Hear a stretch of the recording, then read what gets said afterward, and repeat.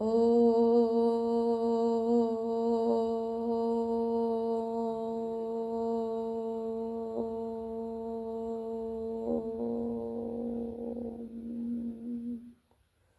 শান্তি। 23/11/2024 প্রাতঃমুরলি। ওম শান্তি। বাপদাদা মধুবন। আজকের বাপদাদার অমূল্য মহাবাক্য হল, মিষ্টি বাচ্চারা, দেহি অভিমানী হয়ে সার্ভিস করো, তাহলে প্রতি পদক্ষেপে সফলতা প্রাপ্ত হতে থাকবে।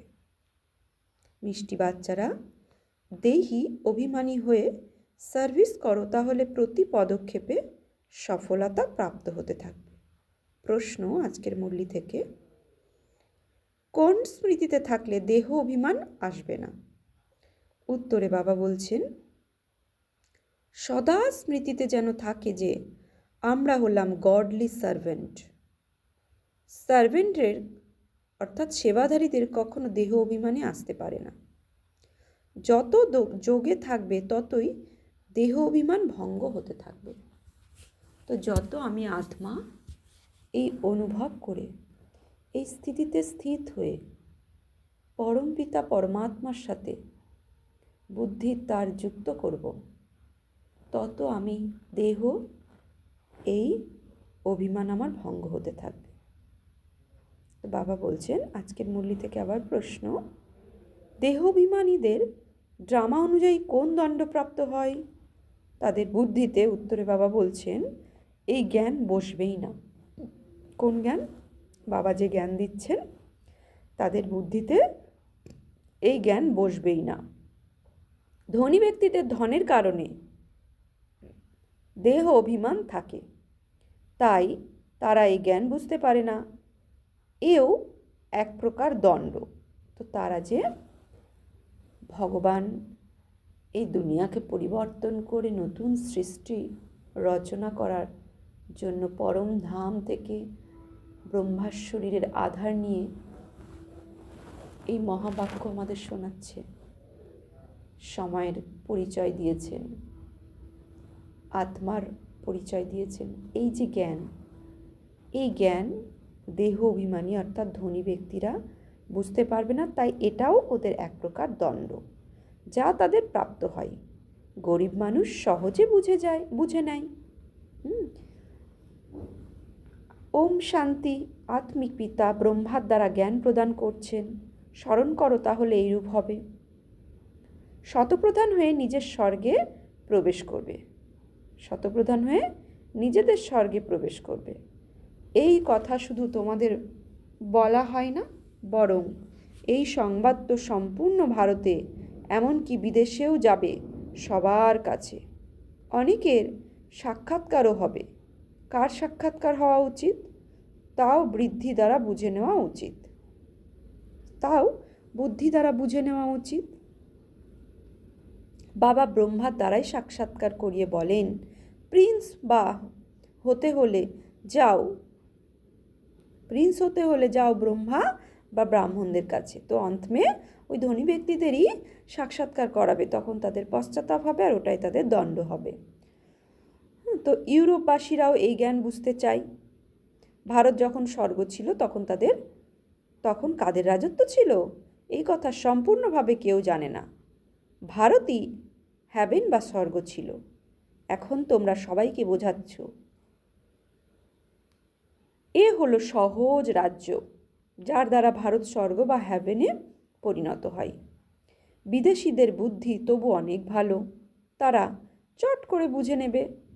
অতএব এখন সার্ভিসেবল বাচ্চাদের কি করা উচিত? তাদেরই ডাইরেকশন দিতে হয়। বাচ্চাদের প্রাচীন রাজযোগ শেখাতে হবে। তোমাদের কাছে মিউজিয়াম বা প্রদর্শনীতে অনেকেই আসে। তো যখন বাবার যজ্ঞের সমস্ত কিছু জানানোর জন্য মিউজিয়াম বা প্রদর্শনী করা হয়, তখন ওই প্রদর্শনীতে অনেকেই আসে। তো বাবা বলছে তারা মতামত লিখে দেয়, এরা খুব ভালো কাজ করছে, কিন্তু নিজেরা কিছু বোঝে না। তো যে প্রদর্শনীতে ভাইয়েরা বোনেরা বোঝান, তাদের প্রশংসা করে, বলে এরা খুব ভালো বোঝাচ্ছে, খুব ভালো কাজ করছে, কিন্তু নিজেরা কিছু বোঝে না। তো ভালো কাজ জানার পরেও নিজেরা সেই ভালো কাজটা স্বীকার করে না, নিজের জীবনে আনে না, এটাই তাদের সবথেকে বড় শাস্তি। তাই ভালো বুঝেও নিজের জীবনে সেটাকে আত্মসাৎ করে না। একটু আধটু বুদ্ধিতে টাচ হয় তখন আসে, তবুও গরিব মানুষ নিজের শ্রেষ্ঠ ভাগ্য নির্মাণ করবে এবং জ্ঞানকে বোঝার পুরুষার্থ করবে। ধনীদের তো পুরুষার্থ করার লক্ষ্য নেই, দেহ অভিমান অনেক, তাই না? বাবা বলছেন দেহ অভিমান অনেক, তাই না? এতএব ড্রামা অনুসারে যেন বাবা তাদের দণ্ড দিয়ে দিয়েছেন, যদিও তাদের দিয়েই সংবাদ প্রকাশিত করা হয়। বিদেশিরা তো এই জ্ঞান অর্জন করতে চায়, শুনে খুব খুশি হয় গভর্নমেন্ট অফিসারদের পিছনে কত পরিশ্রম করা হয়, কিন্তু তাদের সময় নেই। তাদের যদিও ঘরে বসে সাক্ষাৎকারও হয়ে যাবে, তবুও বুদ্ধিতে কিছুই থাকবে না। অতএব বাবা বাচ্চাদের পরামর্শ দেন, সকলের মতামত একত্র করে একটি ভালো বই বানাও। পরামর্শ দেওয়া যায়, দেখো সবার কত ভালো লেগেছে, বিদেশি বা ভারতীয় সবাই সহজ রাজযোগ জানতে চাই। স্বর্গের দেবী দেবতাদের রাজত্ব যা সহজ রাজযোগের দ্বারা ভারত প্রাপ্ত করে, তাহলে এই মিউজিয়াম গভর্নমেন্ট হাউসের ভিতরে লাগালে কেমন হয়? বলছি এই মিউজিয়াম গভর্নমেন্ট হাউসের ভিতরে লাগালে কেমন হয়? সেখানে কনফারেন্স ইত্যাদি হতে থাকে। এইরূপ চিন্তাভাবনা বাচ্চাদের চলা উচিত, এখন সময় লাগবে, এত শীঘ্র বুদ্ধি নরম হবে না। বুদ্ধিতে গোদরেজের তালা লাগানো আছে, বাবা মুরলিতে বেশ কয়েকবার এই কথাটা বলেছে। তো বর্তমান কলিযুগে তালাটাও যে গোদরেজের তালা হয় সেটাও বাবা পরমধাম থেকে দেখতে পান। তো বাবা ওই জন্য গোদরেজের তালার কথা বলেছেন, যে বুদ্ধিতে গোদরেজের তালা লাগানো আছে, যে বুদ্ধি খোলেই না। এখন সংবাদ ছড়ালে তো রেভলিউশন হয়ে যাবে। হ্যাঁ, সে তো নিশ্চয়ই হতে হবে। বলো গভর্নমেন্ট হাউসের মিউজিয়াম থাকলে অনেক বিদেশিরা এসে দেখবে। বিজয় তো বাচ্চাদের অবশ্যই হবে। কি বলছে বাবা? বলছে এভাবে বাবা যে নির্দেশ দিচ্ছে সেই অনুসারে কাজ করলে, সেবা করলে, বাবা বলছে বিজয়ী তো বাচ্চাদের অবশ্যই হবে। তাই চিন্তন চলা উচিত। দেহি অভিমানীদের এমন চিন্তন আসবে যে কি করা উচিত যাতে দুঃখী মানুষজন জানতে পারে ও বাবার কাছে অবিনাশী উত্তরাধিকার প্রাপ্ত করতে পারে। আমরা লিখেও থাকি কোনো খরচ না করে, এত ভালো ভালো বাচ্চারা এসে পরামর্শ দেয়। ডেপুটে প্রাইম মিনিস্টার উদ্বোধন করতে আসে, তো প্রাইম মিনিস্টার প্রেসিডেন্ট তারাও আসবে, কারণ তাদেরকে গিয়ে বলা হবে যে এই নলেজ কতখানি ওয়ান্ডারফুল, সত্য, প্রকৃত শান্তি তো এভাবেই স্থাপন হবে, সঠিক অনুভব হবে। যুক্তিও দেওয়া হয়েছে সঠিকভাবে। আজ সঠিক অনুভব না হলে আগামীকাল নিশ্চয়ই অনুভব হবে। বাবা বলতেই থাকেন উচ্চ ব্যক্তি বিশেষ কাছে যাও, উচ্চ ব্যক্তি বিশেষের কাছে যাও। ভবিষ্যতে তারাও বুঝবে, যারা উচ্চ ব্যক্তি বিশেষ ব্যক্তি তার কাছে যাও, বলছে ভবিষ্যতে তারাও বুঝবে। তো ভয় না পেয়ে তাদেরকেও গিয়ে সেবা করতে বলছে বাবা। মানুষের বুদ্ধি তমপ্রধান হয়েছে, তাই উল্টো কাজ করে, দিন দিন আরও তমপ্রধান হয়ে যাচ্ছে। তো বাবা বলেন অন্ত মে তমপ্রধান তাই ভরপুর থাকবে, তখন আমাদের যোগবল কাজ করবে, মানে যোগ বলের দ্বারা ওই আত্মাদেরকে শান্তি শক্তি দিতে হবে। তো তারা তো তমপ্রধানতার শিকার হয়েছে, তাই না? তো আমার মধ্যেও ওই তমপ্রধানকে মার্চ করার মতো আমার শক্তি কতটা আমি জমিয়েছি, তো সেই অনুসারে কিন্তু আমি তমপ্রধান ব্যক্তিদের সেবা করতে পারবো, বা তমপ্রধানের সাথে আমার শতপ্রধানতা কত এসেছে এর যুদ্ধ। যদি তমপ্রধানতা বৃদ্ধি পায় তাহলে শতপ্রধানতা মানে আমার যোগ বল সেখানে হেরে যাবে। তো বাবা ওই জন্য আমাদের রোজ রোজ বলেন যোগের বল তৈরি করো, যে বলের দ্বারা তুমি তমপ্রধানতাকে হারিয়ে ফেলতে পারবে আর অন্য আত্মাকে শক্তি আর শান্তির দান দিতে পারবে। তোমরা বোঝানোর চেষ্টা করো যে বিকারী আচরণ বন্ধ করো, নিজের উন্নতি করো। বাবা এসেছেন পবিত্র দেবতায় পরিণত করতে। সেই দিনও আসবে যেদিন গভর্নমেন্ট হাউসে মিউজিয়াম থাকবে, তাদের বলো খরচা তো আমাদের নিজেদের হবে, গভর্নমেন্ট তো টাকা দেবে না। তোমরা বাচ্চারা বলবে নিজের খরচায় গভর্নমেন্ট হাউসে মিউজিয়াম লাগাতে পারি। একটি বড় গভর্নমেন্ট হাউসে হয়ে গেলে সবগুলোতেই হয়ে যাবে। হচ্ছে একটি বড় গভর্নমেন্ট হাউসে হয়ে গেলে সবগুলোতেই হয়ে যাবে।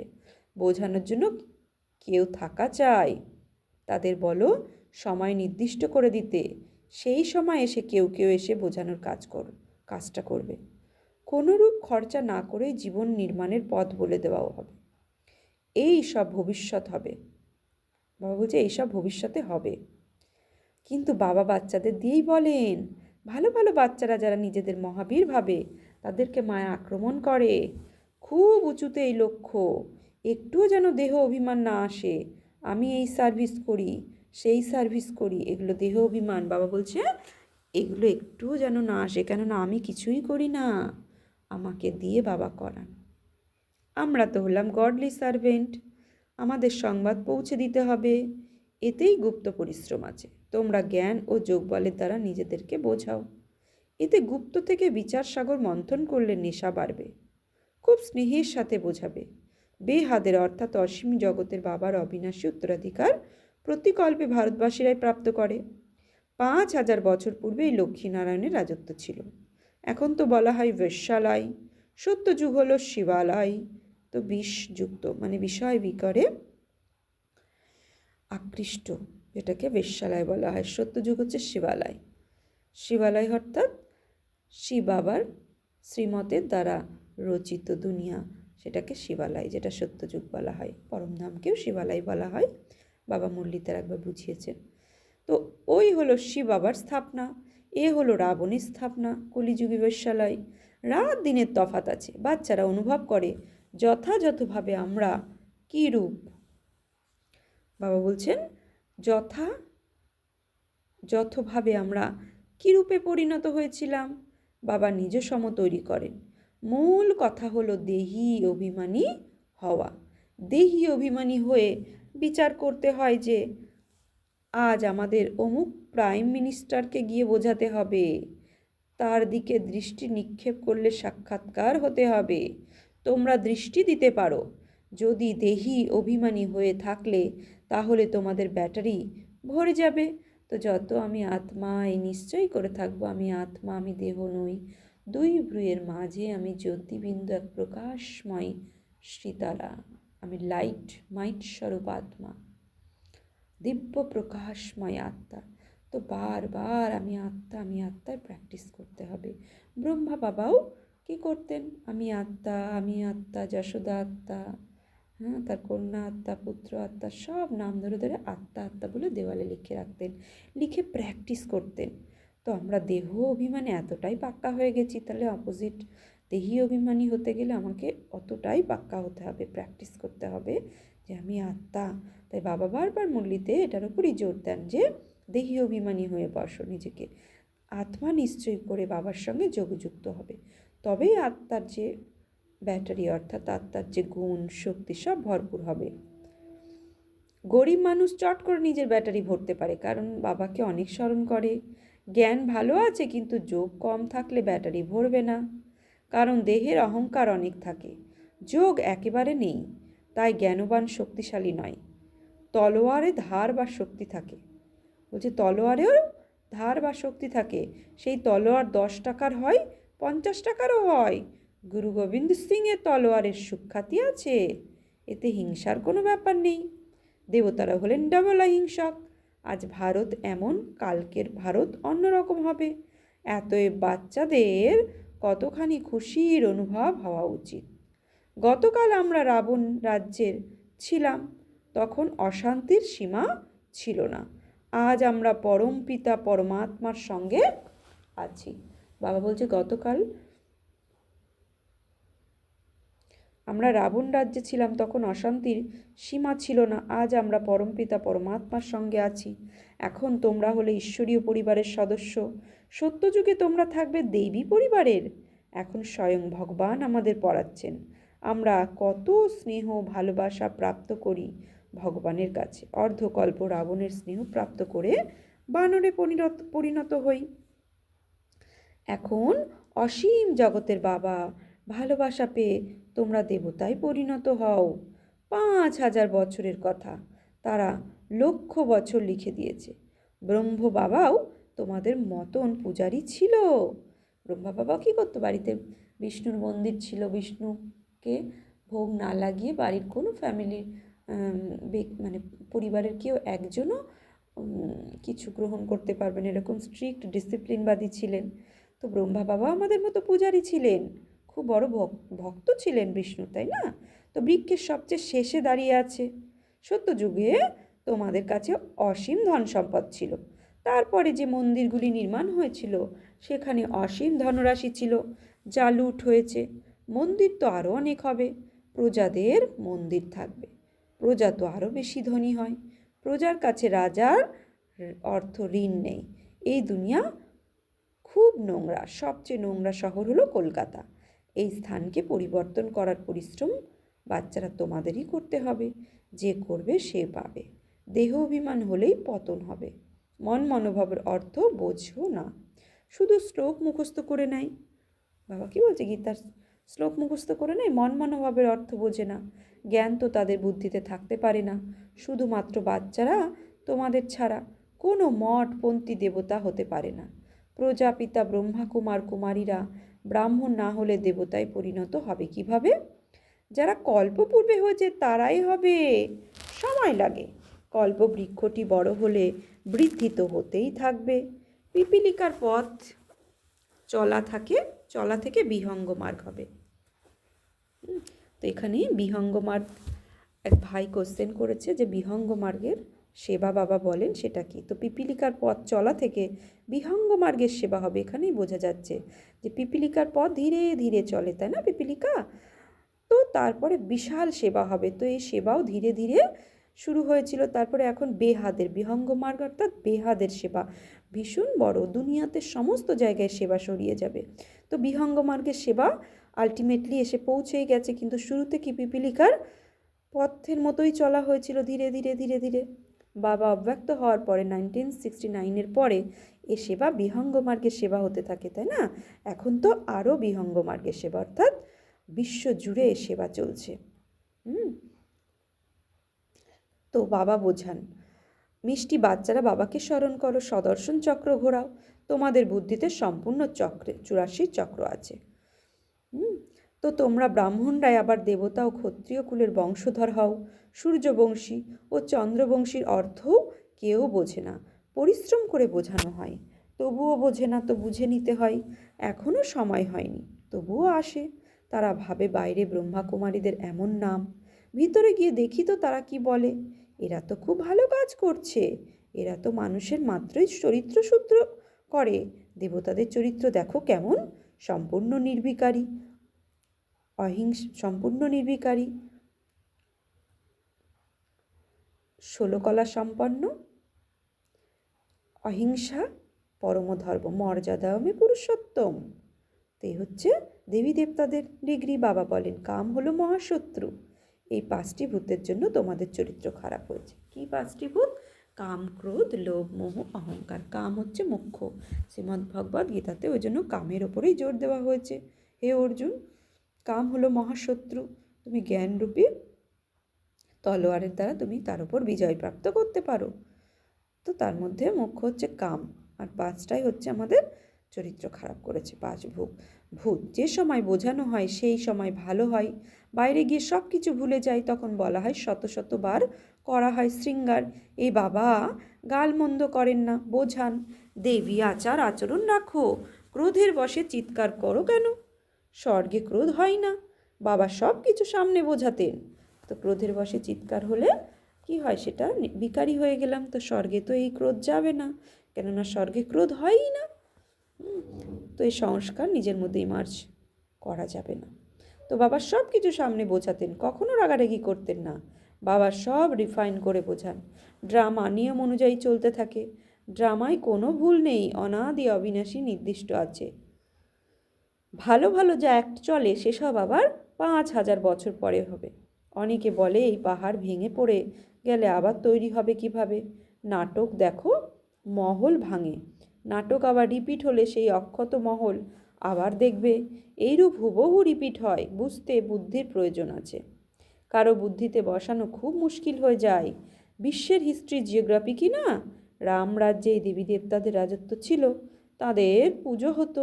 বাবা বুঝিয়েছেন তোমরাই পূজ্য ছিলে এবং তোমরাই পূজারী হও। আমরাই সেই এর অর্থ বাচ্চাদের বুঝিয়েছি। তো হামসো সো হাম, আমি পূজ্য ছিলাম, আমাকে পূজারী, আমি পূজারী ছিলাম, আমাকে পূজ্য হতে হবে, এর অর্থ। আর এটার দুনিয়ার লোক আমি আত্মা, আমি পরমাত্মা, এভাবে বুঝে নেয়। তো আমরাই সেই দেবতা ছিলাম, আমরাই সেই ক্ষত্রিয় ছিলাম। আর ডিগবাজি খেতে খেতে আমরা এখন কলিযুগে চলে এসেছি, আবার উল্টো ডিগবাজি খেতে খেতে আমাকে সত্যযুগে দেবী দেবতা হয়ে যেতে হবে। তো এই হচ্ছে হামসো সো হামের অর্থ। একেই ভালো ভালো বুঝতে হবে এবং বোঝানোর চেষ্টা করতে হবে। বাবা এমন বলেন না ব্যবসা ত্যাগ করো, না, শুধুমাত্র শতপ্রধান হতে হবে। হিস্ট্রি জিওগ্রাফি রহস্য নিজে বুঝে অন্যকে বোঝাও। মূল কথা হলো মন মনোভাবো। নিজেকে আত্মা ভেবে বাবাকে স্মরণ করো, তো শতপ্রধান হবে। স্মরণের যাত্রা হলো 1 নম্বর। বাবা বলেন আমি সব বাচ্চাদের সঙ্গে নিয়ে যাব। সত্যযুগে খুব কম মানুষ থাকে, কলিযুগে থাকে অসংখ্য মানুষ। কে সবাইকে ফিরিয়ে নিয়ে যাবে? এত বিশাল জঙ্গলের সাফাই কে করেছে? বাগানের মাঝি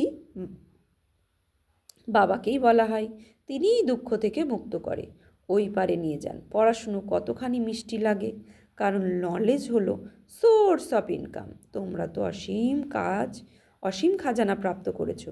ভক্তিতে কিছুই প্রাপ্তি নেই। এখানে পায়ে মাথা ঠেকানোর কথা নেই, তারা গুরুর পায়ে শুয়ে পড়ে। এই সব থেকে বাবা মুক্ত করেন। এমন বাবাকে স্মরণ করা উচিত। তিনি আমাদের পিতা, এই কথা বুঝে নিয়েছেন, তাই না? বাবার কাছে অবিনাশী উত্তরাধিকারী অবশ্যই প্রাপ্ত হয়, সেই খুশি থাকে। তারা লেখে আমরা ধনীদের কাছে গেলে লজ্জা বোধ হয়, আমরা গরিব। বাবা বলেন গরিব হলে আরও ভালো কথা, ধনী হলে তো আর এখানে আসতে না। বাবা কি বলে গরিবদের, গরিব হলে ভালো কথা, ধনী হলে আর এখানে আসতে না, ধনের অহংকার থাকতো। আচ্ছা, মিষ্টি মিষ্টি হারানিধি বাচ্চাদের প্রতি মাত পিতা বাপদাদার স্মরণে স্নেহ সুমন আর সুপ্রভাত। আত্মাদের পিতা তার আত্মারূপী বাচ্চাদের জানাচ্ছে নমস্কার, সুপ্রভাত, ধন্যবাদ। আমরা আত্মারূপী বাচ্চারা আত্মারূপী বাপদাদাকে জানাচ্ছি নমস্কার, সুপ্রভাত, ধন্যবাদ। ধারণার জন্য মুখ্য সার: 1, সর্বদাই খুশিতে বা নেশায় থাকতে হবে যে এখন আমরা হলাম ঈশ্বরীয় পরিবারের সদস্য। স্বয়ং ভগবান আমাদের পড়াচ্ছেন, তার স্নেহ ভালোবাসা আমরা প্রাপ্ত করছি, যে ভালোবাসার ফলস্বরূপ আমরা দেবতায় পরিণত হই। 2, এই সম্পূর্ণ পূর্বরচিত ড্রামাটি সঠিকভাবে বুঝতে হবে, এর মধ্যে কোনো ভুল হতে পারে না। যা কিছু অ্যাক্ট হয়েছে সেসব রিপিট হবে। এই কথাটি ভালোভাবে বুদ্ধি দিয়ে বুঝে চললে কখনো ক্রোধ অনুভব হবে না। বরদান: তুফানকে তোফা মনে করে অতিক্রমকারী সম্পূর্ণ আর সম্পন্ন ভাবো। তুফানকে তোফা মনে করে অতিক্রমকারী সম্পন্ন আর সম্পূর্ণ আর সম্পন্ন ভাবো। যখন সকলের লক্ষ্য হলো সম্পূর্ণ আর সম্পন্ন হওয়া, তখন ছোট ছোট কথাতে ঘাবড়ে যেও না। মূর্তি তৈরি হচ্ছে তো কিছু হাতুড়ির আঘাত তো লাগবেই।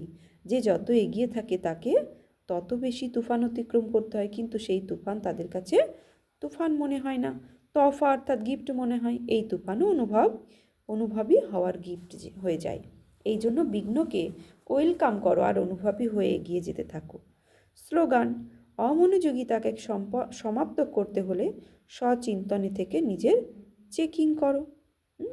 তো বাবা বলেছেন অমনোযোগিতাকে সমাপ্ত করে সচিন্তনে নিজে চেকিং করো। আচ্ছা, আজকে সমান নেব আমি সম্পূর্ণ আত্মা, অর্থাৎ আমি সর্বগুণ আর সর্বশক্তিতে সম্পন্ন আত্মা। ওম শান্তি।